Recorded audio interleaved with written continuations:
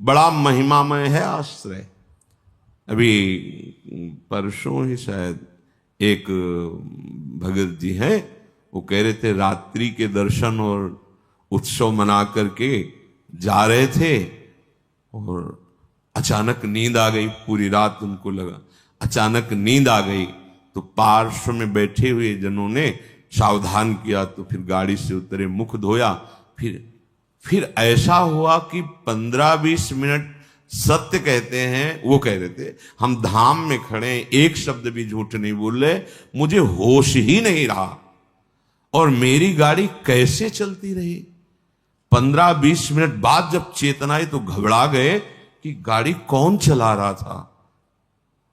और जहां बहुत सी गाड़ियां आ जा रही, उनका निश्चित प्रभु मेरी गाड़ी बैठकर चला रहे थे। मैं एक शब्द भी झूठ नहीं बोल रहा, कोई बड़ाई की बात नहीं कर रहा। ये मेरा हृदय, कोई माने न मान, वो कह रहे थे मेरा हृदय देख रहा था, मेरे प्रभु चला रहे हैं। उत्सव करके रात्रि का दर्शन पूरा, और फिर गए तो अचानक एकदम ऐसी नींद की स्थिति। अच्छा, दिन की दिनचर्या अपनी गृहस्थों की होती है और रात में पूरा यहां जगे, तो फिर सर्वतो भावेन आप प्रभु के प्रति समर्पित है। वो आश्चर्य जीवन मंगलमय हो जाएगा। मान लीजिए एक बार श्री नारदानंद सरस्वती जी महाराज नैमिषारण्य के कहीं संतों की संगोष्ठी में जाना था, बहुत दूर। बहुत विद्वान वेदांतदर्शी ब्रह्मबोध संपन्न महापुरुष थे नारदानंद सरस्वती जी महाराज। रास्ते में गाड़ी खराब हो गई, जहां कई किलोमीटरों तक कोई नगर नहीं, कोई। अब वहां संतों की सभा में पहुंचना था, कैसे?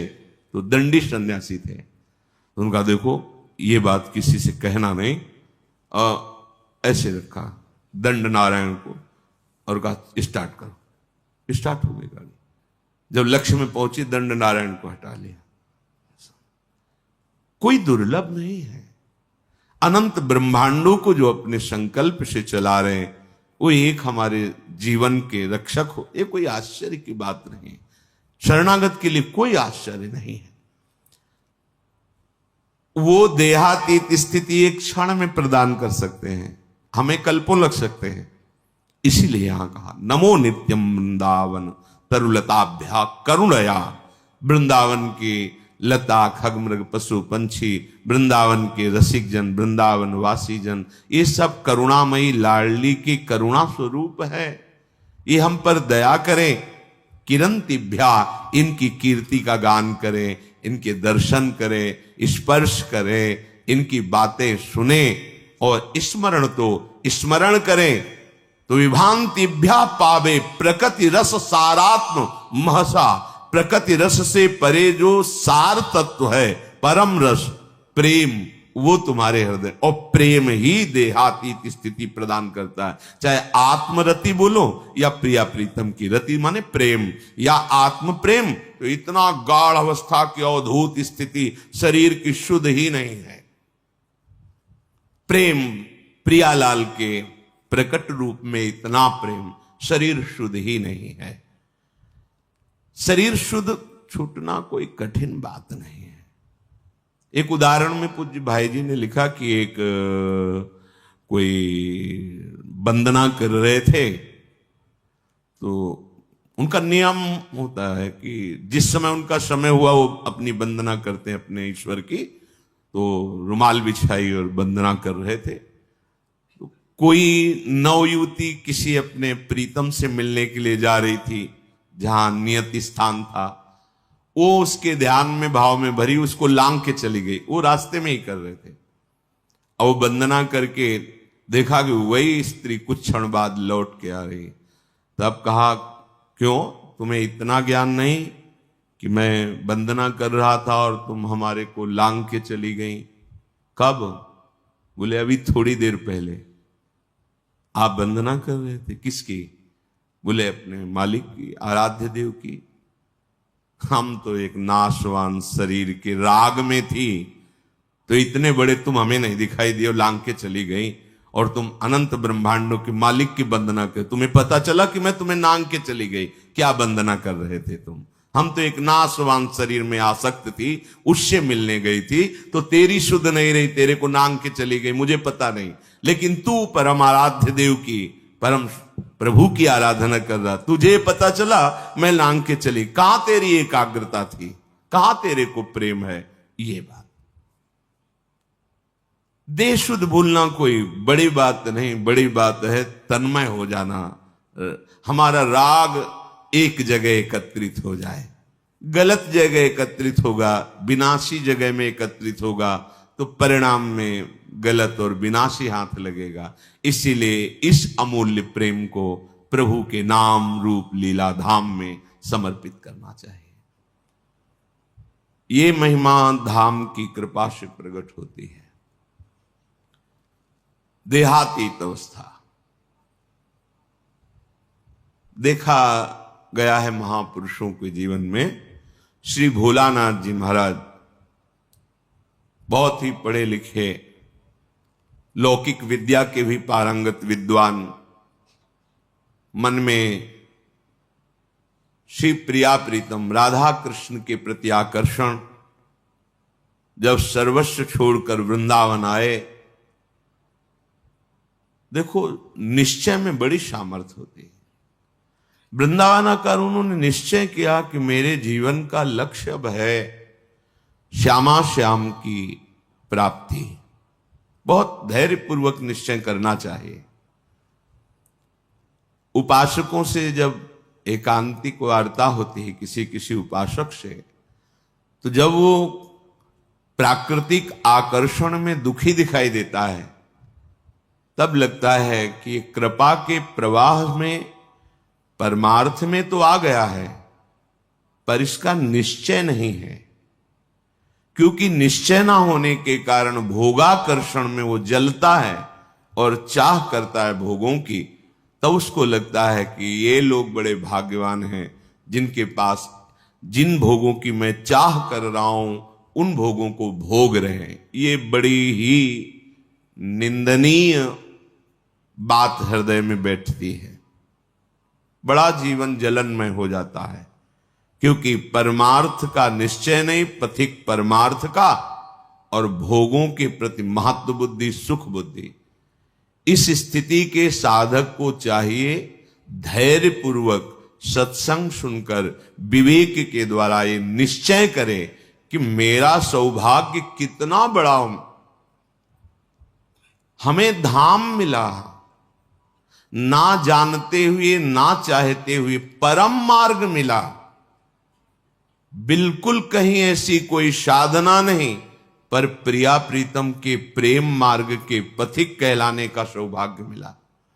संसार के प्रपंचों में महान क्लेशों में पिसते हैं जीव, प्रभु ने निकाल दिया। कोई जिम्मेवारी नहीं, एक ही जिम्मेवारी है, अपनी श्वासों को प्रभु के चरणों में अर्पित कर दो। समस्त प्रपंचों से रहित परम स्वतंत्र जीवन भगवत मार्ग का। पर आप समझ नहीं पा रहे। आपको लगता है कि इन भोगों को भोगने वाले बड़े भाग्यवान हैं, बड़े सुखी हैं। यही हमारी दुर्दशा है। हम अपने मार्ग को ना जानने के कारण भ्रमात्मक भोगों में सुख मानकर जलते रहते हैं। ऐसे साधक को जब माया अपना आकर्षण पैदा करती है तो फिसलने में देर नहीं लगती। इसलिए श्रीपाद, पहले आप निश्चय करो, वृंदावन आपको मिला, सत्संग मिला, तो निश्चय में कमजोरी क्यों है? ये आशा की फांसी क्यों बनाए हुए हैं कि अभी तो नहीं पर कभी? ये आशा श्री जी से मिलन की बनाओ। प्यारी जू प्यारे जू, आज तो नहीं पर कभी तो मिलेंगे ना। ये आशा नहीं है। आशा इस बात की है कि आज तो नहीं पर कभी अवसर लग जाए तो ये भोग मिल जाएंगे। अंदर देख लो, ये अंदर की बात है। आशा ही परमम दुखम, नैराश्यम परमम सुखम।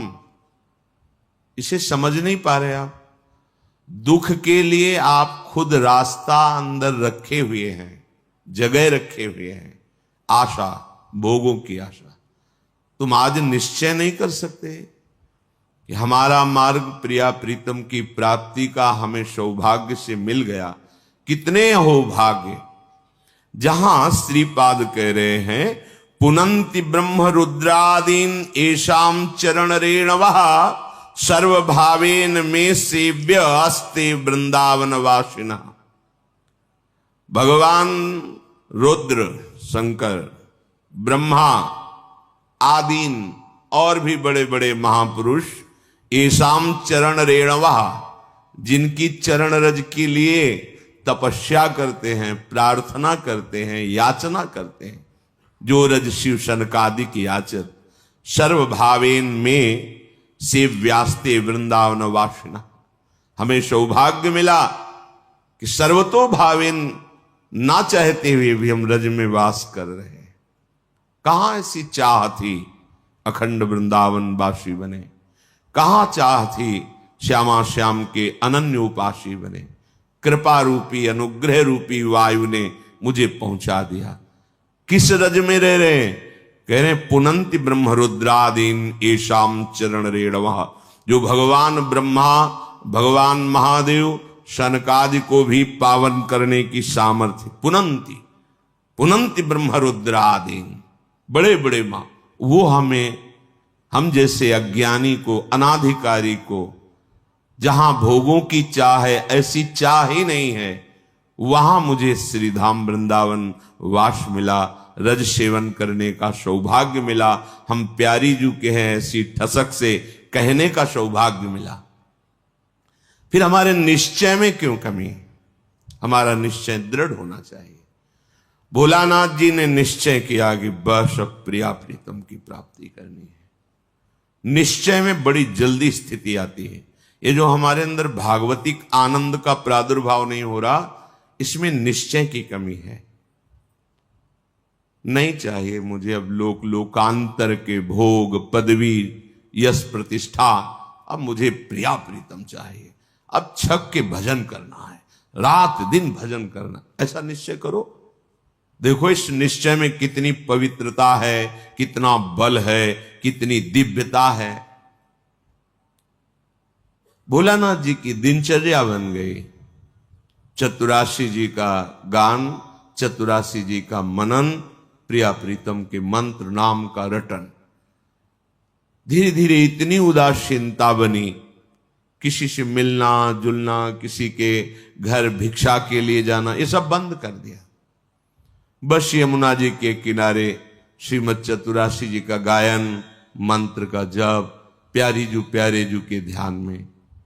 शाम के सेवा कुंज दर्शन करने जाते, बंदरों को जो चना डाला जाता है, उसकी जो ठुड्डियां पड़ी होती, अर्थात जो बंदर भी नहीं खाते थे, बहुतायत चना, वो उठा लिए मुट्ठी दो मुट्ठी, और यमुना किनारे बैठकर उनको चबा लिया। रात दिन भजन। ऐसी स्थिति कि अब तो रहा नहीं गया, चिल्ला चिल्ला के रोते, हा स्वामिनी, हा लाडली। प्रेम की पीर उनके हृदय की वाणी जी में लिखी हुई। हा लाडली, हा प्रियाजू। ब्रजवासी जन सुनते तो प्रार्थना करते प्रियाजू से कि अगर हमारे कोई सुकृत है तो लाडली आप प्रसन्न हो जाओ, बाबा को दर्शन दे दो। इतनी विकलता, इतना रुदन। दिन राधा वल्लभ जी के श्रीअंग के दर्शन करने गए, भाव में भरे निहार रहे थे। होली उत्सव चल रहा था। प्रियाजू के पार्षद बड़ी बड़ी पिचकारियों से रंग डाल रहे थे। अहो भाग्य होता है जिनके ऊपर रंग पड़ता है। संसार का रंग तो पड़ ही रहा है। अहो भाग्य उनके जिनके सामने प्रभु विराजमान है, और फिर उनके पार्षद जन उन्हीं कर कमलों से, जिनसे श्रीअंग सेवा करते हैं, वो रंग डालते हैं, गुलाल डालते हैं। समीप ही थे, भर की पिचकारी मारी लीला श्री जी की, उनके कान में सीधे गई, पर्दा फट गया, रंग युक्त जल अंदर। जो श्रीपाद कह रहे जीवन नेव मृत प्रायो देहादौ निरहम मम। देह भाव से अतीत अहमता ममता शून्य स्थिति प्रेममयी। अब वो जल पीड़ा देता है, पक जाता है, फिर उसमें कीड़े पड़ जाते हैं, कोई किसी से नहीं कहना। सेवा कुंज दर्शन करने गए तो ऐसे कीड़े निकल, जब लोगों ने देखा तो उनका, अरे बाबा तुम्हें तो बड़ा कष्ट है। कुछ नहीं, श्री जी की लीला है ऐसा। नहीं नहीं, उस समय मथुरा जाना पड़ेगा। बहुत जब प्रार्थना, राजी हो गए, ये भी श्री जी की लीला। रोग रूप से प्रभु आए हैं तो औषधि रूप से उनकी पूजा हो, ले गए। मतलब डॉक्टरों ने देखा, कहा इनका तो बड़ा ऑपरेशन होगा, क्योंकि सड़न हो गई बहुत दिन से। उनके पास जो निज जन सेवा में बनकर गए थे, उन्होंने कहा आपके कान का ऑपरेशन होगा, आपको बेहोश करना पड़ेगा, ये ऐसे नहीं होगा। उनका नहीं, आप 30 मिनट पहले बता दीजिए आके, बेहोश की जरूरत। बोले बहुत कष्ट हो उसमें बेहोश कर, बोले आप बता दीजिए। तो लोगों ने डॉक्टरों से कहा कि स्थिति प्रज्ञ महापुरुष हैं, स्थिति प्राप्त महापुरुष हैं, ये जैसा कहते हैं वैसा ही करो। वो आए, उन्होंने कहा कि अब 30 मिनट बाद ऑपरेशन होगा। श्री हरिवंश राधा राधा गए। वो डॉक्टर आए ऐसे कि ऑपरेशन के कुछ देर बाद बाबा बाबा श्री हरिवंश, जैसे सो के उठे, श्री हरिवंश राधा राधा राधा, तो हो गया ऑपरेशन। अच्छा उठे, चल। आश्चर्यचकित सब नर्स डॉक्टर, क्या है ये, शरीर का ऑपरेशन हो रहा है, आप श्री जी की सेवा में हैं, भाव देह से क्या फर्क पड़ता है। ये स्थिति। नमो नित्यम वृंदावन तरुलताभ्य करुणया कीरंतिभ्या सर्वान पिच पुरुषार्थान सकृदपि विलोकात। यहां देखना भजन है, विलोकात, यहां की लताओं का दर्शन। यहां आप आए हैं, आपको पता नहीं कि ऐसे महापुरुष का स्पर्श हो जाएगा, सारे दुष्कृत आपके नष्ट हो जाएंगे। आप भीड़ में चल रहे हैं, कौन किस कोटि का भजनानंदी है, ये बाहर से थोड़ी दिखाई देता है। ये प्रेमियों का देश है वृंदावन।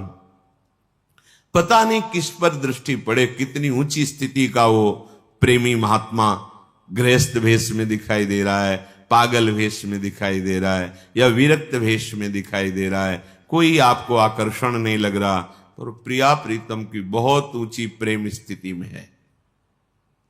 इनके दर्शन का, इनके स्पर्श का, इनके सानिध्य का देवर्षि नारद जी कह रहे अमोघस्य। भाई जी ने कहा जैसे आप सो रहे हैं और सूर्य उदय हो गया है तो अंधकार नष्ट हो गया है, पर आपको पता तब चलेगा जब नेत्र खुलेंगे। ऐसे ही महापुरुष का संग हो गया, अब आपका तो कल्याण निश्चित है, पर आपको पता तब चलेगा जब आपके अंदर वो कल्याण स्थिति जागृत हो जाएगी।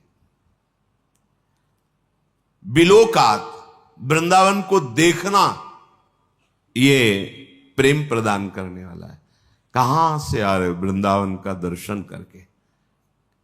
ये भावना मत लावे यहां बड़ी बिल्डिंगें हैं, ये सब भौतिक बातें माने। धाम नाम रूप लीला चिदानंद है, ये है। गिरिराज जी वही है ना, रजरानी वही है, बहुत कुछ यहां सब चिदानंद है। अपने भाव दूषित है इसलिए पकड़ नहीं पा रहे। विलोकात, दर्शन करो वृंदावन का। देहातीत स्थिति कैसे प्राप्त होगी? बिलोकात, संस्पर्शात, यहां की लताओं का स्पर्श, रजरानी का स्पर्श, स्वाभाविक वायु बड़े बड़े महापुरुषों का, यमुना रसरानी का, बिहारी बिहारिंजू का स्पर्श करके आपके शरीर को स्पर्श कर रहे। बड़े बड़े तीर्थों के अवगाहन से जो बात नहीं बनेगी वो यहां की वायु हवा बना देगी। ये वृंदावन की वायु है। स्पर्शात, यहां की रज, यहां की लताएं, यहां के खगमृग पशु पंछी, यहां के रसिक जन, स्पर्श हो ही जाएगा, बाह्य और आंतरिक दोनों हो जाएगा। कथनाच, वृंदावन का नाम, वृंदावन की जय घोष, वृंदावन धाम की प्रिया प्रीतम का नाम, उनकी जय घोष यहां स्वाभाविक होती रहती है। जय जय श्री राधे, वृंदावन धाम की जय। बार बार यहां तुम्हें चलत फिरत सुनियत है, श्री राधा वल्लभ लाल। ऐसे वृंदा विपिन में बसत रहो शब काल। यहां चलते फिरते बिल्कुल आप एक भी नाम न जप करें तो भी यहां भजन होने लगेगा। यहां का प्रभाव है। यहां फिरे स्वार्थ आपने, भजन गए फिरे बाह।